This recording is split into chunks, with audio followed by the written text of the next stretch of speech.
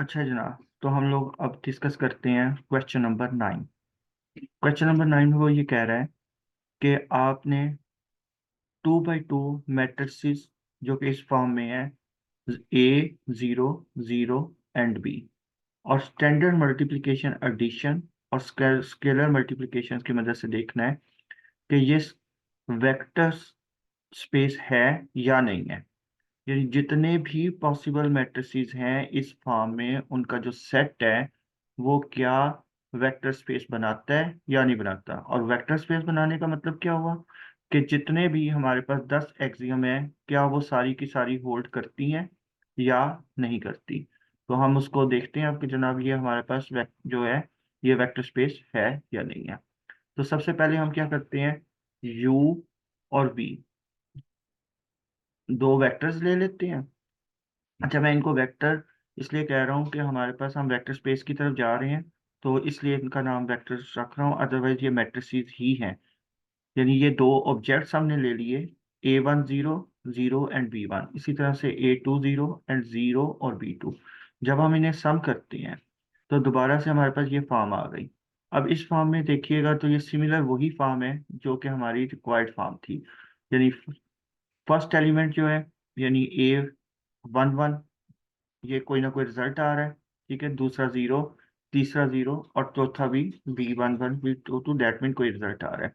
तो ये कंडीशन हमारी होल्ड कर गई।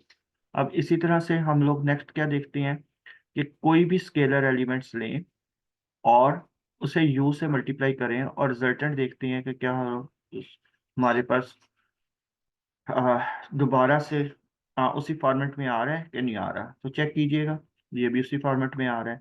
तो इसका मतलब है स्केलर मल्टीप्लिकेशन और स्केलर और सम ऑफ टू वेक्टर्स जो से हैं ये दोनों होल्ड कर रहे हैं।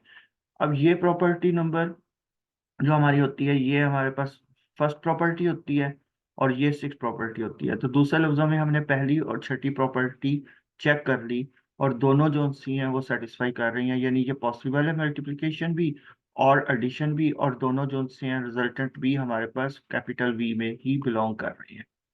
अब देन हम लोग चलते हैं नेक्स्ट प्रॉपर्टी की तरफ और देखते हैं कि क्या नेक्स्ट प्रॉपर्टी हमारी होल्ड कर रही है या नहीं। तो नेक्स्ट प्रॉपर्टी कौन सी होती है, कॉमोटेटिव प्रॉपर्टी। तो आप लोगों को पता है कि एडिशन के अंदर मैट्रिसेस जो से हैं वो हमेशा कॉमोटेटिव होते हैं, ठीक है। तो अब हम आ, और इसी तरह से एसोसिएटिव का भी पता है कि ये हमेशा एसोसिएटिव होते हैं। तो एडिशन पहले हम देख लेते हैं कि ये कॉमोटेटिव है या नहीं है। तो चेक कीजिएगा कि पहले दो मैट्रिसेस आपने दिए, इनके सम किया, सम करने के बाद उनकी वैल्यूज को इंटरचेंज किया और इंटरचेंज करने के बाद सेपरेट किया, तो वो दोनों रिजल्ट हमारे पास सेम आ गए हैं। और ये हम लोगों ने यहाँ A11 को A21 से किस तरह से चेंज कर लिया, क्योंकि रियल नंबर्स में कॉम्यूटेटिव लॉ होल्ड करता है, इस वजह से ये दोनों इंटरचेंज हो गए, यानी A1 प्लस A2 को A2 और A1 में कन्वर्ट कर दिया गया, ठीक है। सेम इसी तरह से एसोसिएटिव प्रॉपर्टी भी होल्ड कर जाएगी। और देन हम फिर इसके बाद देखते हैं नेक्स्ट प्रॉपर्टीज को। तो अभी फिलहाल हम लोग एक दफा नजर मार लेते हैं एसोसिएटिव प्रॉपर्टी को। तो एसोसिएटिव प्रॉपर्टी आप लोगों के सामने आ गई और इसको देखिएगा कि ये होल्ड कर रही है, ठीक है। तो ये प्रॉपर्टी हमारी होल्ड कर रही है। इसी तरह से नेक्स्ट हम चलते हैं प्रॉपर्टी नंबर नेक्स्ट की तरफ। और नेक्स्ट प्रॉपर्टी हमारी क्या है, नेक्स्ट प्रॉपर्टी में हमारे पास क्या होता है कि हमने देखना होता है कि आइडेंटिटी एलिमेंट क्या होल्ड कर रहा है या नहीं कर रहा। तो आइडेंटिटी एलिमेंट हम लोग ले लेते हैं। आइडेंटिटी एलिमेंट हमारे पास कौन सा है, ज़ीरो ज़ीरो, ठीक है। और इसे जब हम लोग ऐड करते हैं तो अगेन वही हमारे पास यू मैट्रिक्स ही आ जाता है। इसका मतलब है कि आइडेंटिटी एलिमेंट हमारे पास इस वेक्टर जो हमें वी मैट्रिक्स का सेट दिया हुआ है इसमें लाई कर रहा है। इसी तरह से हम आगे चलते हैं और देखते हैं कि हमारे पास नेक्स्ट कौन सी प्रॉपर्टी है इनवर्स की सूरत में, वो होल्ड करती है कि नहीं करती। इनवर्स की सूरत में भी देखिएगा कि इनवर्स की सूरत में भी हमारे पास -a -b और ज़ीरो ज़ीरो, और जब हम इनको ऐड करते हैं तो दोबारा से रिजल्टेंट हमारे पास ज़ीरो ज़ीरो आ जाता है। इसका मतलब है कि ये प्रॉपर्टी भी होल्ड कर गई। इसी तरह से हम नेक्स्ट प्रॉपर्टी की तरफ चलते हैं। अब नेक्स्ट प्रॉपर्टी हमारी कौन सी है, सिक्स। अब सिक्स प्रॉपर्टी में हमें क्या कहते हैं, स्केलर मल्टीप्लिकेशन, स्केलर मल्टीप्लिकेशन, और वो ऑलरेडी हमने वीडियो के बिल्कुल स्टार्ट में देख ली थी। अभी हम चलते हैं अपने सेवंथ प्रॉपर्टी की तरफ।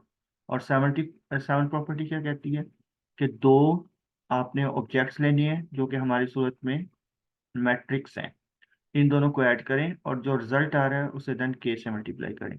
जनाब हमने इनको ऐड कर लिया, और ऐड करने के बाद हम लोग इसको के से मल्टीप्लाई कर रहे हैं। तो के से मल्टीप्लाई किया, के इंटू A1 + A2, और इसी तरह के B1 और B2, जब जीरो से मल्टीप्लाई किया तो वो जीरो ही रहा।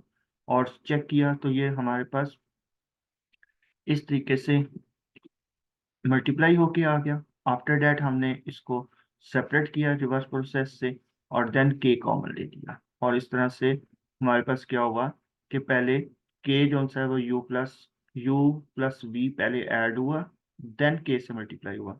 लेकिन यहाँ पे रिजल्टेंट में क्या हो रहा है कि के यू से भी मल्टीप्लाई हुआ, के वी से भी मल्टीप्लाई हुआ, और आफ्टर डैट ऐड हो रहा है। तो दोनों सूत्रों में रिजल्ट हमारे पास सेम आ रहा है। इसका मतलब है ये प्रॉपर्टी भी होल्ड कर गई। अब अगली प्रॉपर्टी की तरफ चलते हैं। अगली प्रॉपर्टी हमारी कौन सी है कि अब दो स्केलर्स हमने ले लेने हैं और चेक करने हैं कि क्या इस तरीके से ये हमारी प्रॉपर्टी होल्ड करती है कि नहीं। तो हमने क्या किया, दो स्केलर्स को ऐड करना है, देन यू से मल्टीप्लाई करना है, और दूसरी साइड पर पहले एक को मल्टीप्लाई करना है, देन दूसरे स्केलर से मल्टीप्लाई करना है यू को, और आफ्टर दैट ऐड करना है। तो देखते हैं जनाब, ये हम लोगों ने सबसे पहले k+m ऐड किया और इससे मल्टीप्लाई कर दिया अपने मैट्रिक्स से। आफ्टर दैट इसको सेपरेट किया, सेपरेट करने के बाद इसको दो हिस्सों में लिख लिया, दो मैट्रिक्स के सम की सूरत में, और फिर बाद में हमने स्केलर कॉमन ले लिया। तो यहाँ पर भी ये प्रॉपर्टी होल्ड कर जाती है। इसके बाद नेक्स्ट प्रॉपर्टी हम देखते हैं, प्रॉपर्टी नंबर 9। प्रॉपर्टी नंबर 9 में क्या कहते हैं कि इन दो स्केलर को मल्टीप्लिकेशन की सूरत में देखना है कि क्या ये होल्ड करता है तो क्या नहीं करता। तो इस सूरत में पहले हमने m से मल्टीप्लाई किया मैट्रिक्स को, देन रिजल्टेंट को k से मल्टीप्लाई कर दिया, और फिर हम लोगों ने इन दोनों k और m को इकट्ठा करने के बाद कॉमन ले लिया। तो ये प्रॉपर्टी भी हमारी होल्ड कर गई। और आफ्टर दैट लास्ट प्रॉपर्टी हमारी कौन सी है कि अगर हम 1 से मल्टीप्लाई करें तो क्या हमारे पास दोबारा से u आ जाता है। तो चेक करते हैं जनाब, हमने मैट्रिक्स लिया, इसको 1 से मल्टीप्लाई किया, और 1 को मल्टीप्लाई करने के बाद चेक किया तो हमारे पास दोबारा से u आ चुका है। और इसका मतलब क्या हुआ कि प्रॉपर्टी 10 भी होल्ड कर गई।